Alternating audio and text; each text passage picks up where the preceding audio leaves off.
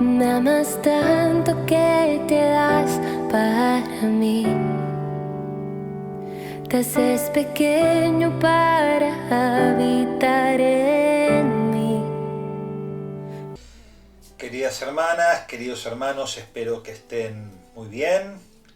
Seguimos leccionando en este itinerario formativo, Lección Divina, Escuela de Oración y Vida. Y hoy compartimos nuestro quinto encuentro, nuestro quinto video, donde ya empezamos de manera concreta a compartir la lección como el primer paso de la Lección Divina, justamente, la lectura. Lo que técnicamente podríamos decir que es la lectura propiamente dicha. Es obvio que el primer paso para poder acceder a la escritura es la lectura. Lectura o escucha, podría ser obviamente también, ¿no? Pero va en la misma dinámica. La clave será leer, releer, escuchar y volver a escuchar para poder descubrir en el texto sagrados los elementos más significativos y más sobresalientes. ¿Cómo se hace una lectura bíblica? Tiene que ser una actitud reposada, profunda y serena. Poner atención a cada frase y incluso uno puede leer primero en silencio, después leer en voz alta, si es una lección divina con otra persona o de carácter comunitaria o grupal, incluso distintas personas leer el mismo texto. Cuando es un texto donde hay un diálogo, si lo prepara bien el coordinador, puede hacer que lean los distintos personajes. Bueno, esta es la perspectiva. Si tenemos un tiempito, vale la pena a veces comparar el mismo relato en diversas traducciones de la Biblia en nuestra lengua, sin detenernos en este caso en un momento muy técnico ni quedarnos en curiosidades, pero sí viendo los matices que nos puede aportar cuando las traducciones son diferentes y bueno, marcan una perspectiva tal vez un poco distinta una con respecto a la otra, digamos, ¿no? Así que, bueno, comparar el texto. Lo que es importante es no leer de manera apresurada, no leer de manera ansiosa, digamos, ¿no? Uno tiene el riesgo, acostumbrado a veces a leer las noticias de esta manera, sea en formato escrito, en formato papel, o sobre todo, como estamos acostumbrados hoy en día en formato digital online, a leer en oblicuo. No, la palabra reclama otro tipo de lectura. Hay que darle peso específico y valor a cada frase, ya que cada frase es un mensaje de Dios para mí, para nosotros. La pregunta que domina el primer paso de la lección divina, de la lección, es ¿qué dice el texto? Estamos atendiendo al contenido objetivo del texto, que afirma, que niega, que rechaza, que cuestiona, que potencia, que confronta, que desarrolla. Como orantes todavía no nos metimos en el texto, estamos afuera, lo describimos como moral, como una imagen, como una pintura. Si la lectura es comunitaria, le agregamos el pronombre que nos dice el texto para poder, bueno, profundizar en esta perspectiva. Entonces, pregunta dominante, ¿qué dice el texto? Lo contemplamos como una imagen, todavía estamos afuera en este primer paso de la lección divina, que es la lección, la lectura. En mi casa, pero una palabra bastará para sanarme. Quiero que entres, solo una palabra bastará. Tú en mí. Para hacer bueno, una lectura que sea provechosa, profunda, analítica sin ser necesariamente erudita, hay como 10 puntos que pueden ayudar en este primer peldaño de la Lectio dentro de la dinámica de la Lectio Divina. Para esto es fundamental tener papel y lápiz o un resaltador, o el que esté acostumbrado a anotar en el dispositivo que utiliza habitualmente, sea el telefonito, sea la tablet, pero lo importante es poder resaltar y no perdernos por ahí a medida que vamos profundizando en nuestro camino de lectura. En estos 10 puntos, lo primero que podría ser interesante tener presente es determinar el género literario, ubicar el género, una primera aproximación. A veces es más claro, a veces es más difícil determinar el género literario, pero por sentido común o consultando a alguien podemos hacerlo. ¿En qué nos beneficia el género literario? Es que va a ser más fácil que saquemos el mensaje que nos quiere dar. Si estamos hablando de una parábola, sabemos que están orientadas al mensaje del reino de los cielos, del reino de Dios. Si estamos ante una curación de una enfermedad, no estamos solamente concentrándonos en la curación física, sino que estamos apuntando en clave de salvación a la gran curación, que es el misterio pascual, con el cual Dios nos libera de la enfermedad más dañina que hay, que es el pecado en nuestro corazón. Entonces, el género literario está al servicio de esta realidad, lo intentamos determinar para poder exprimir mejor el texto. Segundo elemento interesante, detectar los personajes. No en todos los textos hay personajes, pero sí lo hay en la mayoría. Personajes a un sujeto que realiza una acción. Hay personajes que son individuales, Jesús, Pilato, María Magdalena. Hay otros que son colectivos, la gente, los escribas. Hay algunos que están nominados, otros están innominados o están presentes en un pronombre, ellos los que estaban presentes. Nos preguntamos cuántos personajes hay en el texto, si los hay, cuántas veces aparece un mismo personaje, cómo se los denomina a lo largo del relato. Segundo elemento. Tercer elemento, percibir las acciones, la sensibilidad y la interioridad de los personajes. ¿Qué hace cada uno? Estar atento en este caso a los verbos. Miró, entró, salieron, se admiraron. Los adjetivos que habitualmente califican y nos descubren sentimientos, pensamientos.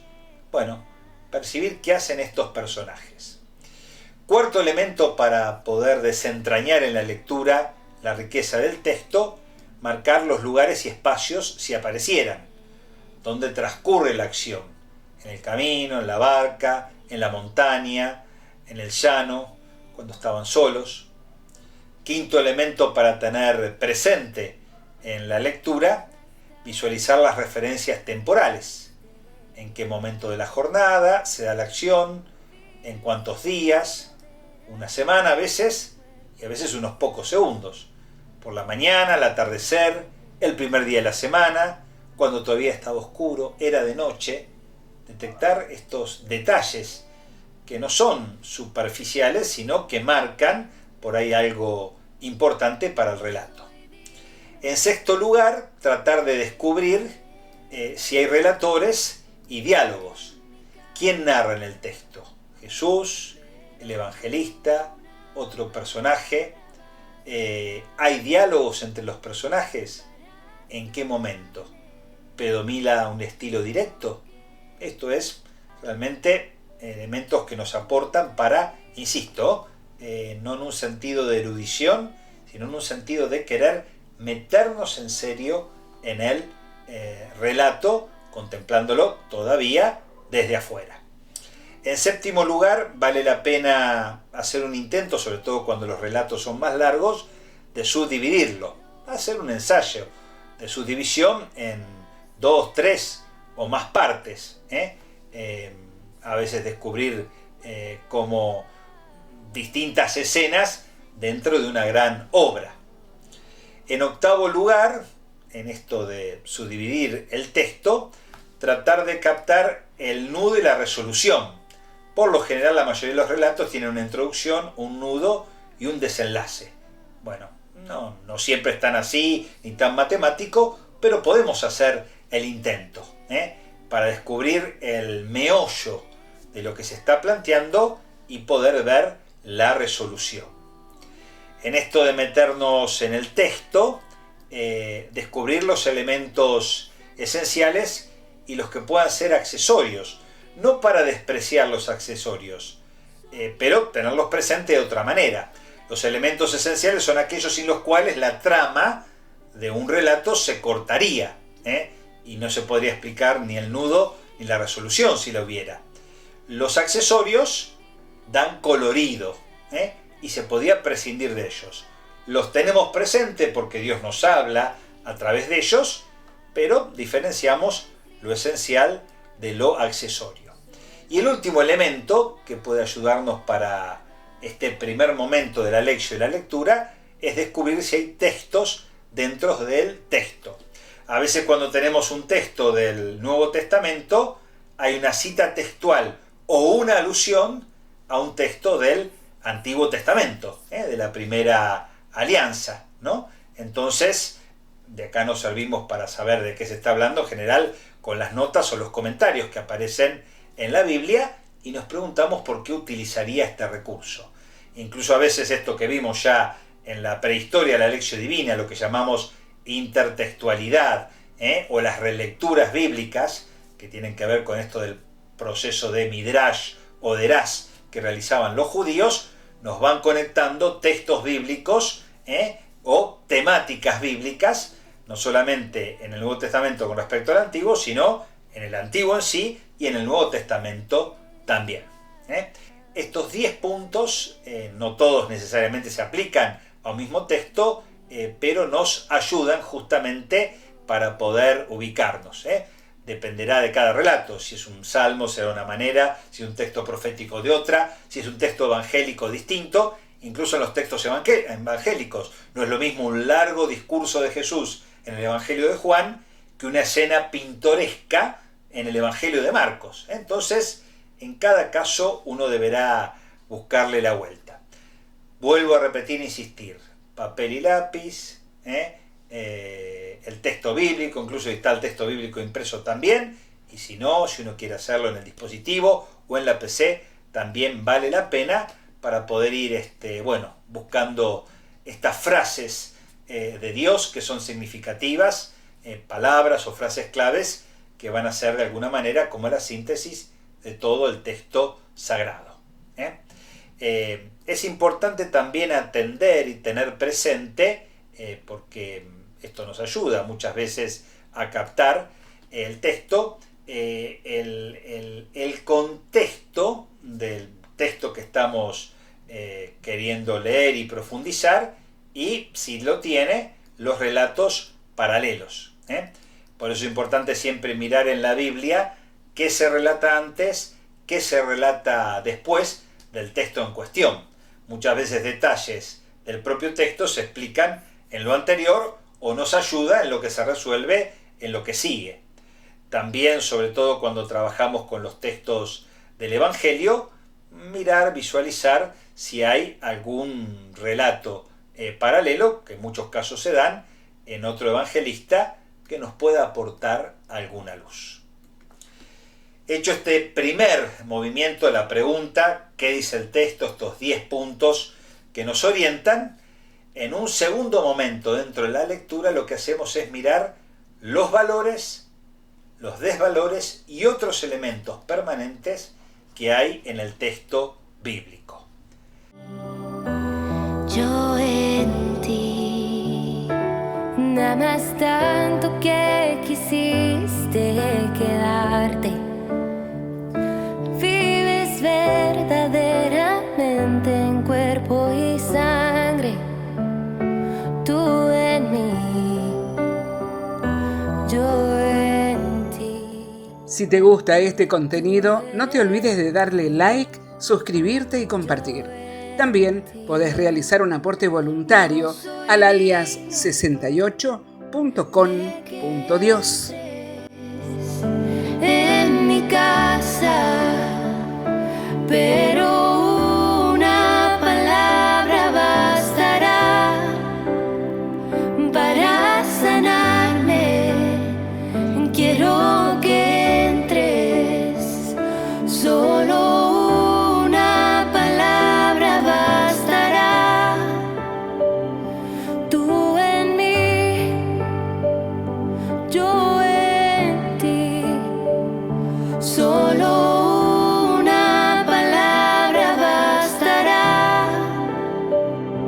Tú en mí, yo en ti, solo una palabra bastará. Solo tu palabra bastará, Señor.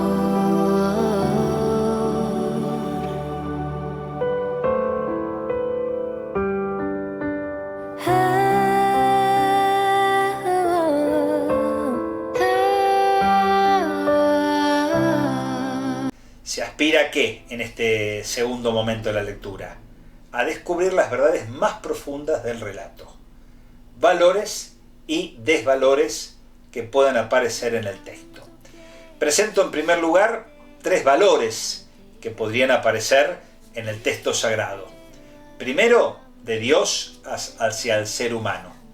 Misericordia, compasión, respeto por la libertad, el consuelo, el Dios de todo consuelo, la protección, el perdón sin reservas, la corrección para crecer y madurar, el amor incondicional. De Dios hacia el ser humano. En segundo lugar, del ser humano hacia Dios. La respuesta de fe, la alabanza, la confianza en su presencia providente, el culto, las celebraciones ante su santo nombre, la escucha, la obediencia filial, la piedad, valores que el ser humano plantea ante Dios y están presentes en el texto. Y en tercer lugar, del ser humano hacia el ser humano. La búsqueda de justicia, el respeto, el cuidado y la protección del más pobre y desamparado, el perdón, el diálogo, la amistad. Bueno, varios elementos que tienen que ver de un ser humano hacia otro. El texto nos presenta entonces valores en esta línea. Dios hacia el ser humano hacia Dios y de un ser humano hacia otro ser humano. Pero también en el texto hay desvalores que pueden aparecer. Dios no plantea ningún desvalor, sino que del ser humano hacia Dios, no seguir sus caminos, no prestar la obediencia, la falta de esperanza, el rechazo a su presencia, la impiedad, escapar de su mirada, no dejarse amar y perdonar. Del ser humano hacia Dios y del ser humano a otro ser humano. Venganza, odio, injusticia, desprecio, traición, fanatismo desenfrenado, falta de sensibilidad con el pobre, el huérfano, la viuda. Bueno, desvalores que aparecen en los relatos. El cuadro que nos hacemos de valores y desvalores nos marca claramente que hemos logrado una verdadera profundización del texto bíblico en este primer paso que es la lección y la lectura que debemos hacer sin ansiedad, sin apresuramiento, para dejar que realmente la palabra de Dios nos pinte claramente lo que Dios quiere para nosotros, que lo vamos a vivir obviamente en el segundo momento, en el paso de la meditación, que es el segundo. Concluimos así el primer paso de la lección divina. Ya estamos claramente leccionando con la palabra, en la lección, en la lectura, y para concluir tomo un texto de la tradición paulina también. En el anterior habíamos visto una de la segunda de Timoteo, ahora de la primera de Timoteo, capítulo 4, versículo 13. Hasta que yo llegue, dedícate a la lectura de las Escrituras, a la exhortación y a la enseñanza. El gran apóstol, una vez más, a Timoteo, le recomienda que se dedique a la lectura. Le marca la importancia de la lectura, que es lo que en este encuentro, justamente de nuestro itinerario, nuestro curso Lección Divina, Escuela de Oración y Vida queremos vivir para poder interpretar bien la palabra en nuestro corazón para poder aplicarla a la vida. Nos encontramos en el próximo video, en el próximo encuentro. Recordá siempre, todo con Jesús, nada sin Jesús. No soy